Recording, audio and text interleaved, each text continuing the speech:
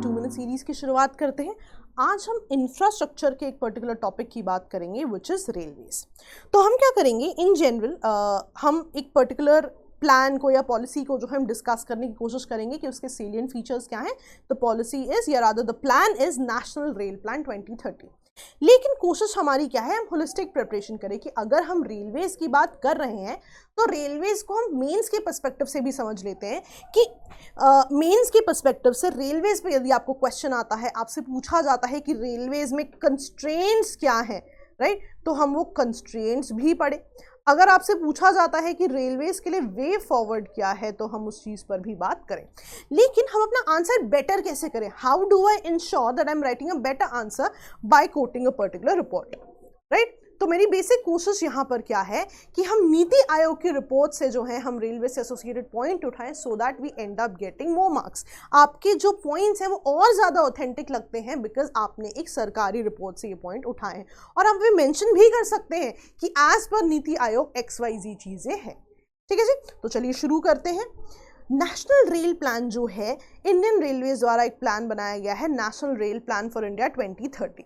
सो by 2030 कुछ changes करने की बात है, आपके रेलवे सिस्टम को और फ्यूचर रेडी और लेट्स से कि आगे बढ़ाने के लिए कुछ स्टेप्स लेने की बात हुई है। अगर मैं आपको बताऊं किस तरह के स्टेप्स हैं, पहला फीचर क्या आता है कि रेलवेज का जो फ्रीट में शेयर है उसको बढ़ाने की बात की जा रही है। देखिए, आप कोई भी सामान भेजते हैं, राइट, लेट्स से आपको कोई सामान मान लीजिए कोरियर करना है, स्पीड पोस्ट करना है, तो आपको डेज मिल जाते हैं कि कितने दिन में पहुंचेगा। सो दैट डिपेंड्स अपॉन कि कौन से मोड ऑफ ट्रांसपोर्टेशन से जा रहा है। इसका मतलब है कि जो भी सामान जा रहा है that can go bye railways, that can be delivered via road, that can be delivered via air. तो कोशिश क्या की जा रही है कि रेलवे में और इंफ्रा बढ़ाया जाए और ऑपरेशनल कैपेसिटी बढ़ाई जाए ताकि ये जो गुड्स भेजने का बेसिक जो फ्रीट वाला काम है वहां पर रेलवेज का शेयर क्या हो जाए, 45% हो जाए। इसके लिए सबसे पहली चीज़ या मोस्ट इंपॉर्टेंट चीज़ करने की कोशिश क्या है कि जो एवरेज स्पीड है ट्रेन्स की, स्पेसिफिकली फ्री ट्रेन्स की, उसको इवेंचुअली जो है बढ़ाया जाए। जितनी एवरेज स्पीड बढ़ेगी उतना ही जो है सामान जो है जल्दी पहुंचेगा। सामान जितना समय ट्रांजिट में रहता है वो समय क्या हो जाएगा, रिड्यूस हो जाएगा। आपका जो भी फ्रीट का सामान पहुंचना है that will reach faster now. Similarly यहाँ पे ना एक प्लान है नेशनल रेल प्लान में, विजन 2024। विजन 2024 में क्या हो रहा है कि कुछ क्रिटिकल प्रोजेक्ट्स हैं, राइट, जिन पे काम किया जाना चाहिए। क्रिटिकल प्रोजेक्ट्स के बेसिक पॉइंट्स क्या हैं कि इलेक्ट्रिफिकेशन बढ़ाने की बात है, राइट, जो कंजेस्टेड रूट्स हैं उनको ट्रैक किया जाए, उन चीज़ों को अपडेट किया जाए। जो इम्पोर्टेंट रेलवे लाइंस है, फॉर एग्जांपल दिल्ली हावड़ा, दिल्ली मुंबई, वहाँ पे स्पीड अपग्रेड की जाए, राइट। जो आपके golden quadrilateral, golden diagonal routes हैं उनमें आपकी जो है पूरी की पूरी जो स्पीड है वो इंक्रीज़ की जाए, लेवल क्रॉसिंग्स जो हैं वो एलिमिनेट की जाए। तो कुछ इस तरह की वहाँ पर बात है।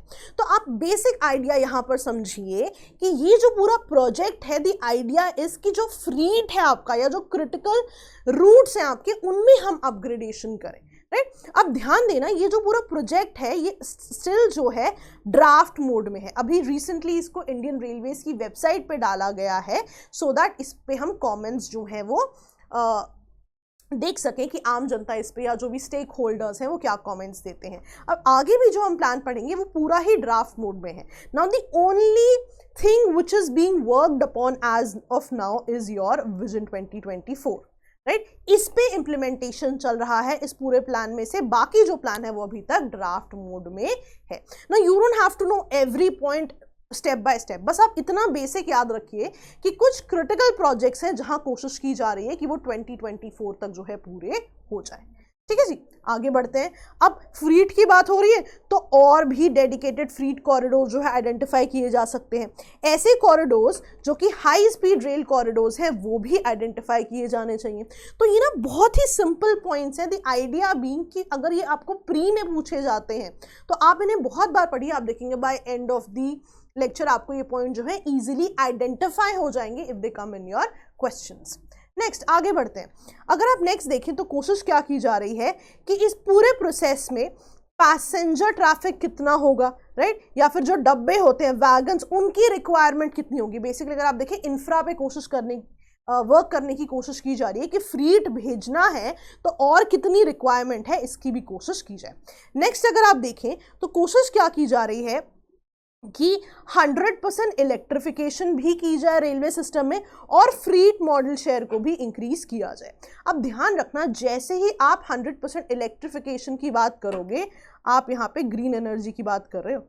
इसका मतलब है जितने भी आपको एनवायरनमेंट से एसोसिएटेड क्वेश्चंस आएंगे जहां पे आपसे पूछा जाएगा कि ग्रीन एनर्जी के लिए क्या किया जा रहा है, या आपको जो एनर्जी से रिलेटेड क्वेश्चंस पूछे जाते हैं कि आप इंडिया जो है ग्रीन एनर्जी के लिए क्या स्टेप्स ले रही है, वहां पे आप इसे कोट कर सकते हैं कि रेलवेज में 100% इलेक्ट्रिफिकेशन की बात हो रही है।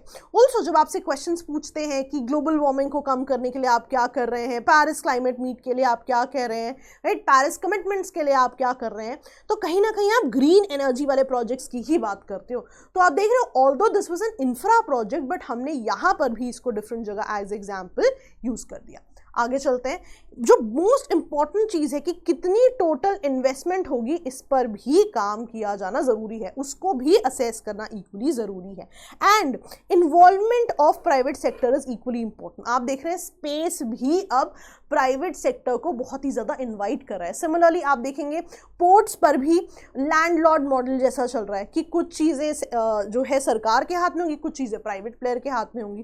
तो सिमिलरली यहाँ पर भी इन्वॉल्वमेंट ऑफ प्राइवेट सेक्टर की बात है। ठीक है, तो द आइडिया बीइंग कि आपको बेसिक पॉइंटर्स पता होने चाहिए कि आइडेंटिफिकेशन हो रही है, कहाँ कहाँ पे चीज़ें की जा सकती हैं, राइट। बेसिक आइडिया फ्रीट का है, पैसे आपको असेस करने हैं, प्राइवेट प्लेयर्स को लेके आना है। तो बेसिक आपको जो पॉइंटर्स हैं वो आपको याद रखने हैं ताकि इनमें से कोई भी चीज़ किसी भी फॉर्मेट में आपको दे दी जाए इन योर प्रीलिम्स, आप इसको आइडेंटिफाई कर सकें। तो जैसा कि मैंने आपको बताया, ड्राफ्ट प्लान जो है अभी इंडियन रेलवेज की वेबसाइट पे है और कमेंट्स और रिमार्क्स की वेट हो रही है। इन जनरल प्लान्स बहुत ज़्यादा डिटेल में नहीं बदलते हैं, कुछ पॉइंट्स बदल सकते हैं। Whenever there is an update I let you know. ठीक है जी, चलिए, so this was all about national rail plan, very simple. Next चीज that I want to do is, जैसा कि मैंने कहा था, नीति आयोग की रिपोर्ट में रेलवे से एसोसिएटेड कुछ पॉइंट्स थे that I have picked up. तो नीति आयोग के हिसाब से रेलवेज में कंस्ट्रेंट्स क्या है? सबसे पहली बात वो कहते हैं नेटवर्क्स बहुत ही ज्यादा कंजेस्टेड है, राइट। नेक्स्ट चीज वो क्या कह रहे हैं कि ऑर्गेनाइजेशनल स्ट्रक्चर जो है बहुत ज्यादा प्रॉपर नहीं है। आप देखते हैं ब्यूरोक्रेटिक डिलेज कितने ज़्यादा हो जाते हैं, रेड टेपिज्म कितना ज़्यादा हो जाता है, राइट, फाइल्स आगे ही नहीं बढ़ती। तो ये कुछ चीज़ें हैं जिन पे आप ध्यान देंगे।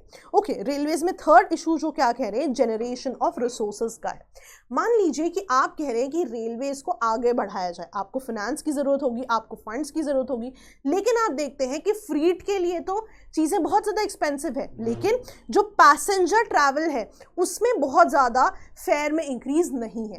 तो किस तरह से जो है आप जनरेशन ऑफ रिसोर्सेज करेंगे, इस पर भी सोचना बहुत ज़्यादा ज़रूरी है, right. Quality of service delivery बहुत ज़्यादा अप टू द मार्क नहीं है। आप देखेंगे कि कुछ ट्रेन्स हैं लाइक राजधानी, राइट, शताब्दी, इनकी सर्विसेज और एक आम ट्रेन की सर्विसेज में कितना ज़्यादा फर्क है।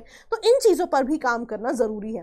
And services not only in terms of with in trains, अगर आप टर्मिनल्स की बात करें वहाँ पर भी एफिशिएंसी की बहुत ज़्यादा दिक्कतें हैं, राइट। आप देखते हैं कि मैनुअली लोग अलॉट ऑफ टाइम्स जो है रेलवेज में सामान फिल कर रहे होते हैं।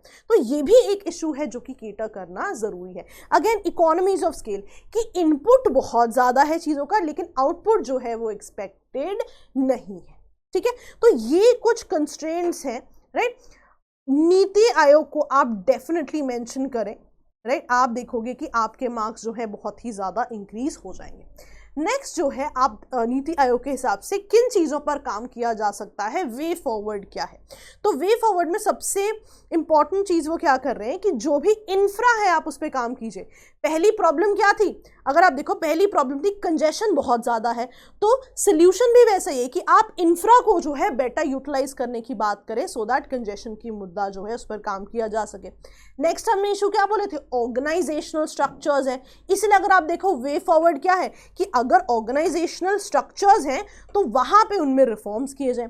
तीसरा हमने इशू क्या देखा था कि रिसोर्सेज जनरेट नहीं हो रहे, तो उस पर बात हो रही है कि आप फेयर स्ट्रक्चर्स को रैशनलाइज कीजिए, सब्सिडीज दीजिए सो दैट ये जो रेवेन्यूज हैं इन पे आप काम कर सके।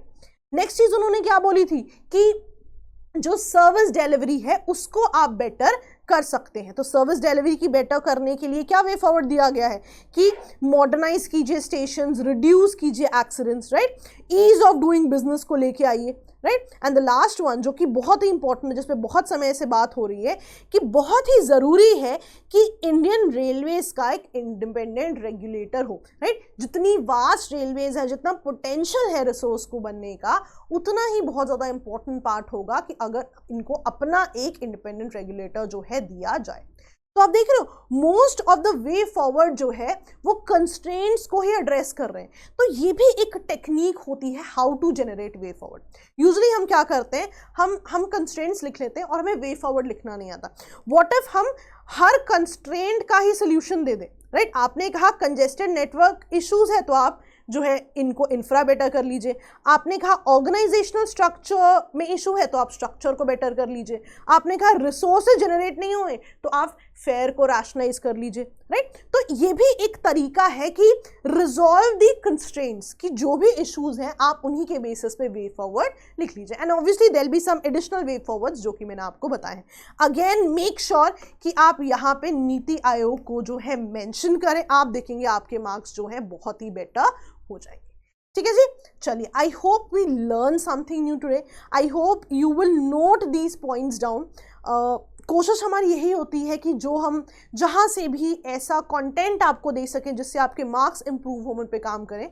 सो आई होप द कंटेंट वो यूजफुल फॉर यू। और that was all from my and दोस्तों। ओके दोस्तों, थैंक यू, बाय बाय।